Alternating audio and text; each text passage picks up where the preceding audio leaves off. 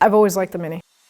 I drove one probably 8 years ago. It had been at a body shop and the car had been in a severe accident. They didn't total it, but they split it. So they actually had to weld a second part of the car onto the front half of the car. They brought it to my shop for an alignment and they said, we want to make sure it doesn't shake at high speeds.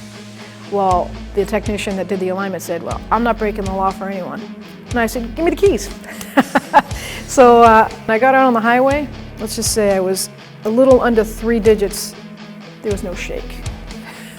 The way I feel about DIY repairs is if you like to cook, cook. If you want to work on cars, work on cars. Who cares? If it makes you happy, do it.